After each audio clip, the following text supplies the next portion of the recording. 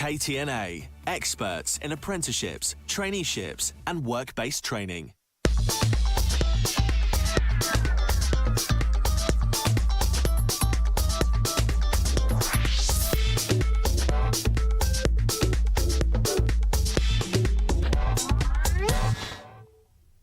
Hello and welcome to Chris & Co, the show looking at what affects business in Kent tonight with me, Nicola Everett. And joining me this week are Jo-Anne Frais from Select Technology and Amy McManus from AM Marketing. Thanks ever so much to both of you for joining us tonight. Now later we'll be covering how a huge sinkhole which has appeared in Barming near Maidstone is affecting local businesses. But first this evening, motoring campaigners in Kent have branded a huge rise in fuel prices as greedy and totally wrong. Petrol and diesel prices are currently at their highest level since the turn of the millennium. Cranbrook-based Fair Fuel UK Group have slammed the move, which has seen fuel costs soar by 6p a litre. Harry Pete has more. If you filled up your car at a petrol station in Kent recently, you may have spotted that it's causing a bigger than usual hole in your back pocket. That's because during the last month, according to the RAC,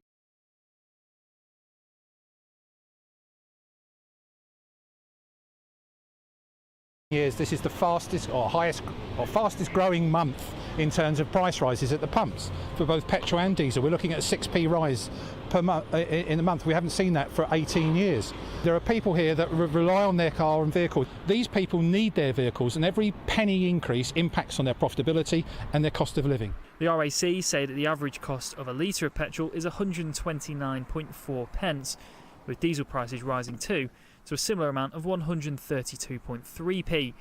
So fuel prices here in Kent seem to be at an at least 18-year high. So what do motorists in the county think, and are you going to think twice next time you go to the petrol pumps?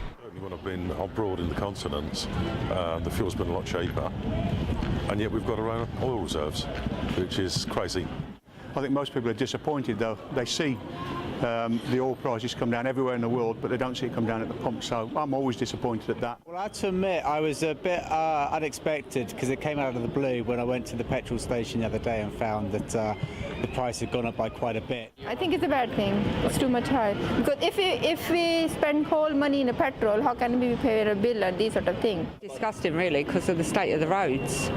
So if you've got fuel prices going up and road taxes going up and there's big potholes in the road, then it's not very good. Plenty of you clearly very unhappy then. So what needs to be done to ensure we can fill up without feeling empty-handed? Well, there's not much we can do to stop this profiteering that's going on unless government actually put in a body, and we're calling it Pump Watch, that actually looks at how prices are calculated at the pumps. When oil goes up by $1 and the pound gets weaker, what is that particular result in a calculation? So that when we fill up and we drive up and fill up, we know that the dollar's gone up the pound's fallen or the oil's gone up $1. We know then and there what the price will be at the pumps. At the moment, it's a lottery. We haven't got a clue what's going on. Those in control of supply and prices are set to discuss the issue at the end of this month. But until then, you may have to make sure you make every drop count. Harry Pete for KTV in Maidstone. So fuel prices, it's a huge issue for all of us. If we've got a car and we head to the pumps, we know it is costing more to fill up our cars. Jo, what sort of impact do you think it's having on businesses in Kent? Well, I think it will have an enormous impact if you've got travelling staff that are claiming 45p a mile or whatever. It's the staff that are having the impact, isn't it? Because it's the wear and tear on their own personal vehicle. They're only getting 45p a mile or whatever it is that the government allow them to have.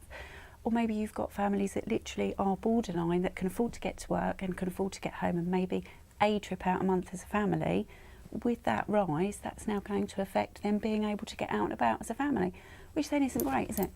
Absolutely. And Amy, have you noticed that perhaps maybe staff where you are have been mentioning it as becoming an increasing problem, just the cost of getting to work? Absolutely. I mean, we're quite lucky in the basis that we have quite a lot of freelancers that work from home. But as Jo has said, if you have staff that you're paying to go out to events and are perhaps struggling in other areas, it's going to be a real issue to be able to justify that person coming into work or going to an event that may be further away. Do you think there's an easy solution? I mean, it's often said that when the petrol prices go, or when oil prices go up, petrol goes up immediately, and when it comes down, it takes a lot longer. Do you think we'll ever get around that at all? Well, unless you've got a way of solving greed, then not really. It's an age-old problem, isn't it? It just goes around and around and around. So we can all complain about it, which is our right to do so, but it won't actually change anything. Thank you very much. Now, with news of massive savings for the Eurotunnel in Folkestone, as well as a model railway securing a loan of almost £20 million. Here's Louisa Britton with this week's Business Roundup. Eurotunnel says it saved almost £500,000 in its first year of using a new cooling system in the Channel Tunnel. That's the equivalent of enough electricity to run 1,000 homes. The 33% energy savings for 2017 will, according to the company, dramatically boost its sustainability efforts. Eurotunnel to date have been recognised with its 5th consecutive certification from the UK's Carbon Trust standard. Businesses in the county have been adapting to new changes to data legislation as the new European Data Protection Rules, or GDPR, came into force last month. Most businesses deal with some sort of personal data, and the new regulations have affected businesses of every size and sector. The new powers could mean fines for breaching the rules would amount to £17 million, or up to 4% of global turnover. So it's clear with high potential penalties that ensuring your business is compliant is vital. And a model railway firm, Hornby, has concluded an agreement to extend its borrowing to £18 million. The company, which is based at Discovery Park in Sandwich and runs the popular visitor centre in Margate, previously had a £6 million facility with Barclays. But earlier this year, the firm said poor sales at the start of 2018 meant it breached the terms of its agreement with the bank, and it will now be replaced by 2 new deals. So in that package there from Louisa, she mentioned those 4 letters, GDPR, something probably most of us had never heard about a couple of weeks ago, but we've all felt very popular, haven't we, with all these emails suddenly coming into our accounts saying from businesses saying, can we still keep in touch with you? Jo, this is something you know a fair bit about. Can you just explain what businesses have had to do? Well, depending on the size of the business, the GDPR covers the smallest business from a one-man band plumber, let's say, right the way up to the largest likes of TalkTalk. So the 99 articles and 7 million subsections within it cover an awful lot. So it's trying to extract from that what that means to you, to your business size. And I think that's perhaps been the grey area. It's been too big an animal for perhaps a small business, a medium-sized business, to even want to get involved in. And for me, if they don't come, what I would say, out to play, networking, things like that, if they don't talk to people like ourselves that understand a little bit about it, there are no experts. You know, there's lots of knowledgeable people, but there aren't any experts. No. So if you're not coming into contact with those people that know something about it, it could go completely off your radar until, like you say, you've become incredibly popular with hundreds of emails requesting, can we stay in touch? You must opt in.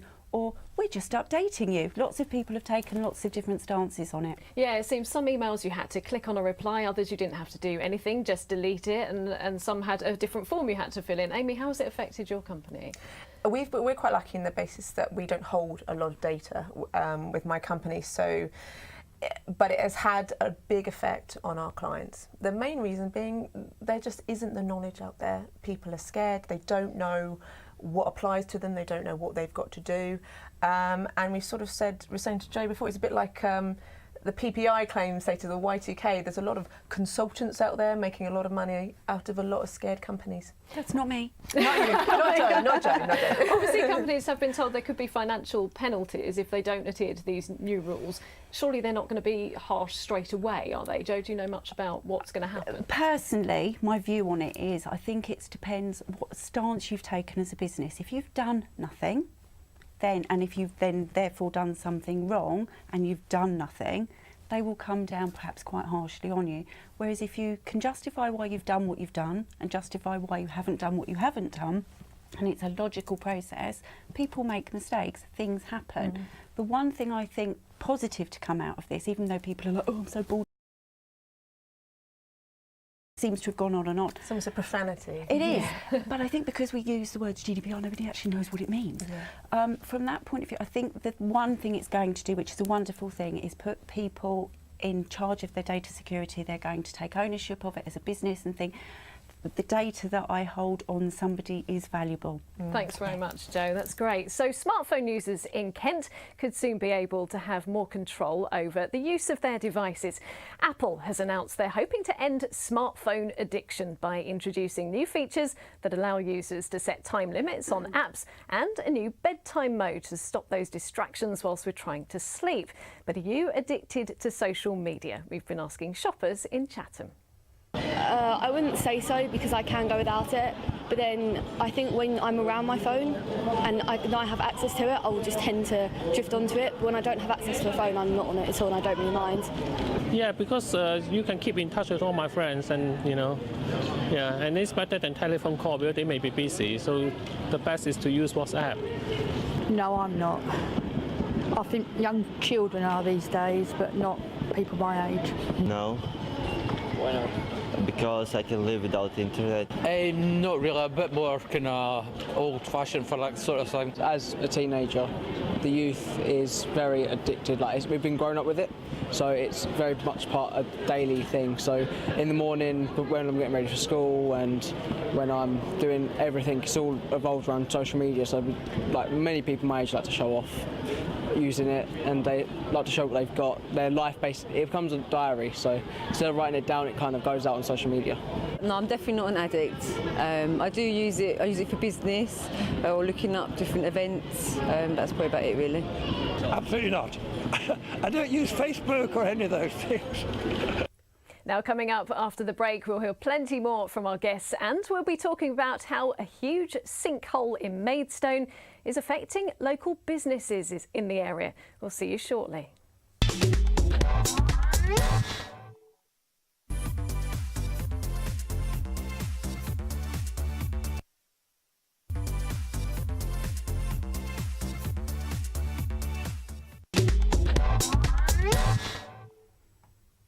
Welcome back to Chris & Co, the show looking at what affects business in Kent, where I'm joined tonight by guests Jo-Anne Frais and Amy McManus.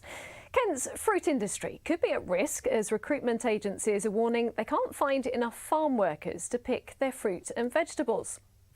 The National Farmers Union has reported that last year there was a 17% drop in seasonal workers coming to the UK. They added that this led to some valuable produce being left to rot in the fields. The horticulture sector needs 80,000 seasonal workers a year, and 99% of them on British farms come from Eastern Europe. Now, residents, business owners and local authorities have said they're all feeling the impact of the Barming sinkhole. It opened up a week ago in Tonbridge Road, with KCC unclear on how long it's going to take to fix it. With more details, here's Cameron Tucker. A week on, and it's still not business as usual on the A26 between Maidstone and Tonbridge. On Monday the 28th of May, a 6-foot void opened up in the road near Barming. No one was injured, but the disruption it's caused has still left residents and local businesses reeling. We do have a financial impact if customers can't get to us, but we are just trying to work closely with them and trying to just tell people that we are open. There has been a slight impact in business due to obviously the access being blocked behind us, which has quite a big impact on our customers. Obviously we're just trying to work with that at the minute by putting on social media that basically we are still open. They seem to be working hard to get it fixed, but there hasn't seemed to be any process the last couple of days. For myself, it is a big inconvenience because that's the way that I normally come in from home, and we're having to go round, and obviously the traffic is very busy in the morning due to this being a main junction. So we're trying to work with it at the minute, but hopefully it gets better soon. As expected, the sinkhole has caused major travel disruption in the area, with a long line of traffic, at times stretching back as far as 100 metres, going down the B2246 while I've been filming here. And for residents and business owners, the uncertainty of when those works will be completed and the inconvenience it's caused continues to be a major cause of concern. KCC, who are in charge of the works and diverting traffic, have said investigations are still ongoing into determining the cause of the sinkhole, while Maidstone Borough Council are liaising with residents, offering advice to those affected. KCC have so far indicated no completion date yet on the works, saying in the latest update, "At the current time, there are no definite timescales available for when the works will be completed and the road reopened. KCC is provisionally estimating that the works will take up to a further 6 weeks to complete." I've briefly spoke to a few of the workers about the progress. At the minute, no one seems to be able to give me an actual date or when the problem will be resolved. I just keep getting daily updates that they're working on the problems to try and resolve it. That must be quite frustrating for you as well. Yeah, of course, definitely. It's one of them unforeseen circumstances that no one could have predict. So we're just going to try and work with them, work around it, and hopefully we get a good outcome pretty soon. KCC have advised those travelling in the area to make appropriate travel arrangements as the works continue.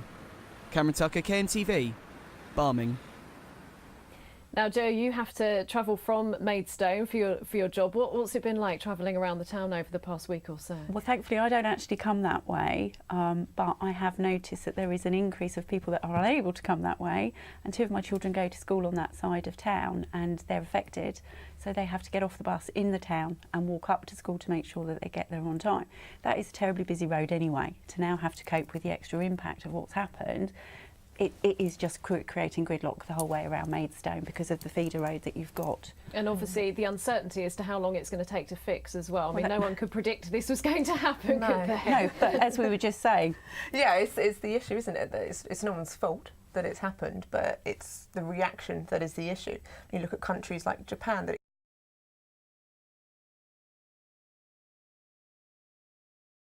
and it's the reaction of the council and actually finding out why it happened in the first place.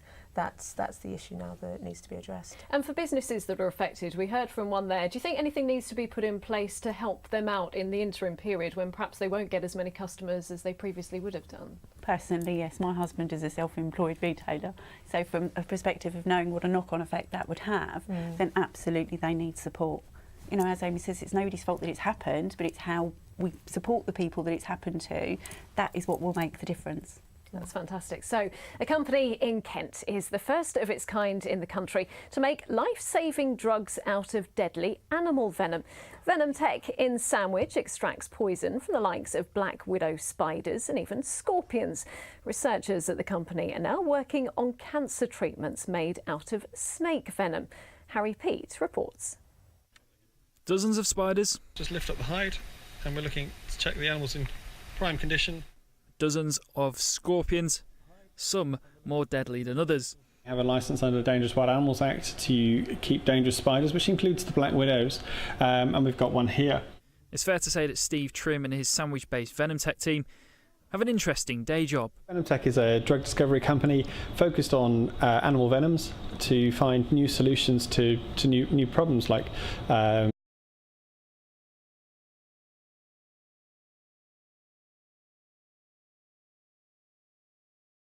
It's all for a useful purpose, including some of the materials being used in this soothing serum for sensitive skin, as well as other things that you can get on the high street or in the doctors. We also have things like the Chilean rose, tarantula, which people are quite familiar with as a common pet species. The few bite reports show them to be pretty innocuous.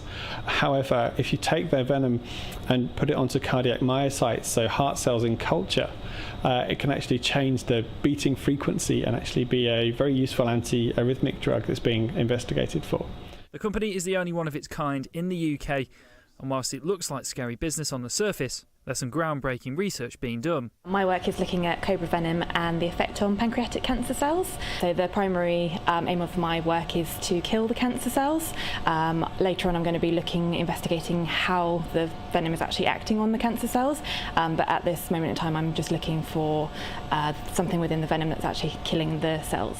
Venom Tech have won awards for how they care for spiders, and that shows in just how much Steve loves what he does, despite how deadly some of the creatures can be. Although people think the animals are exciting, and they are, but for me the core excitement is when you unpick a new scientific activity in a venom, such as potential for a new antibiotic or new cancer therapy, and that's where the real excitement for me is.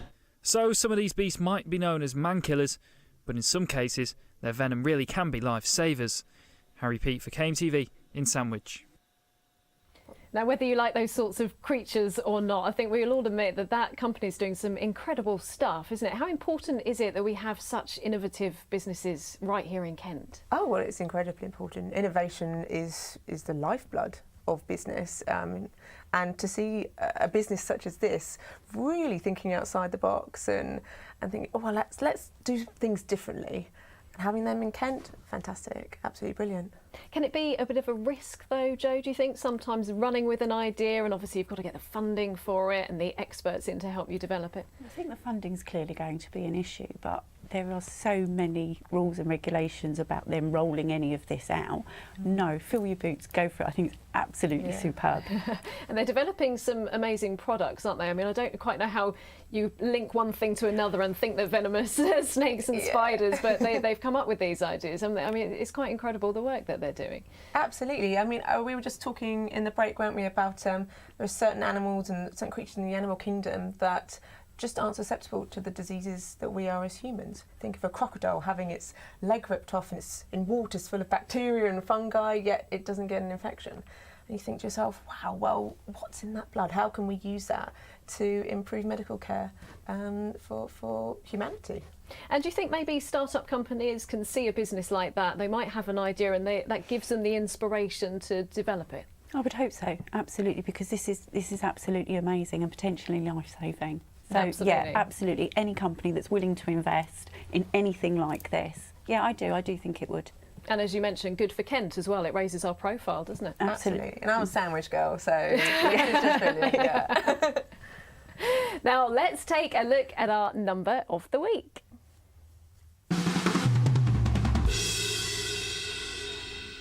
And this week's number is 14%. That's the figure that Heinz revealed as just a small proportion of buyers which use salad cream on salads.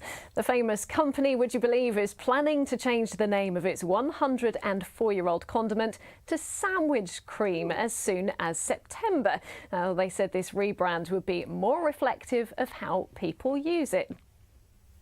So what do we reckon then? A rebrand of salad cream to sandwich cream. It's got such a long history. You're a branding expert. What do you reckon? I love salad cream. I mean, I had it last night. I dipped my pizza in it. Yeah, I don't put it on salad at all.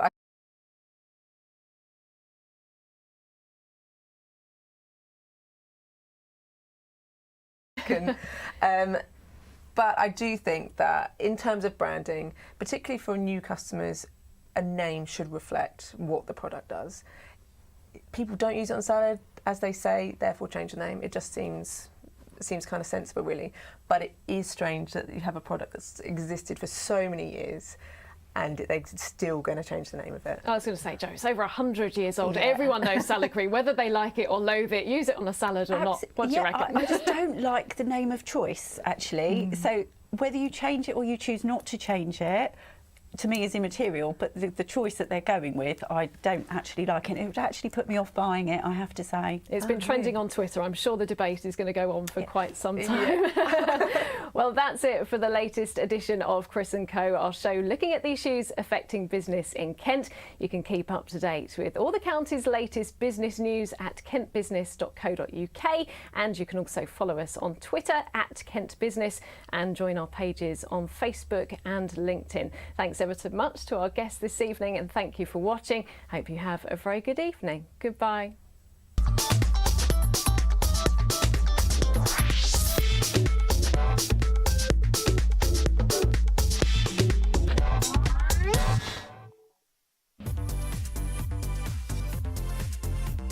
KTNA, experts in apprenticeships, traineeships and work-based training.